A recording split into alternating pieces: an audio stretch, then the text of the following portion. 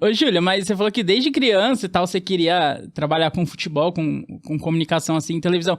Mas suas referências eram homens? Você tinha referências mulheres? E na tua escola, você era a única mulher que falava de futebol? Porque na minha época era só homem que falava de futebol. Hoje tá mudando um pouco. Você é um pouco mais nova que a gente, eu acho, mas a gente é de uma geração um pouco parecida, né?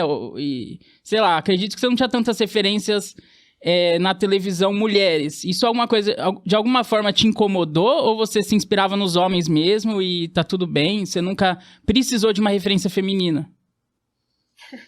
Eu acho que a gente é de gerações parecidas, assim, porque na minha escola era eu e um grupo imenso de meninos.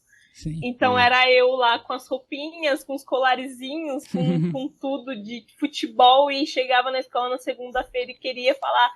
Então eu tinha esse meu grupinho de amigos, mas desde criança não era uma coisa que me incomodava, por exemplo. Eu acho que eu já ouvi bastante coisa criança de tipo, você é menina, você não pode ficar falando só de futebol, você não pode gostar tanto. Eu não tenho essa memória muito clara, não, porque eu acho que eu não me importava. Então eu acho que eu ligava zero pra isso.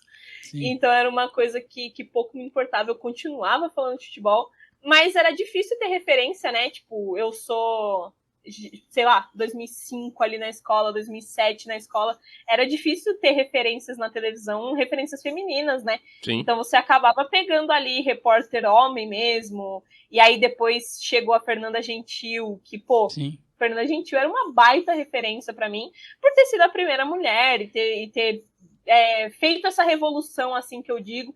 Eu tinha também como referência depois o pessoal do Globo Esporte, como eu digo, mas tipo assim, pô, Thiago Leifert, Sim. e aí eu sempre acompanhei o Mauro Betting muito. Então, quando eu trabalhei com o Mauro Betting num jogo de Libertadores feminino pra mim, pô, a lagriminha fez só que assim, ó. Então Sim. eu tinha muitas referências masculinas, acho que a Fernanda Gentil chegou e depois outras grandes repórteres chegaram e tiveram esse lugar também na minha vida, mas era uma época muito difícil, então eu acho que eu pensava mais em trabalhar para ser uma do que, de certa forma, me espelhar em alguém.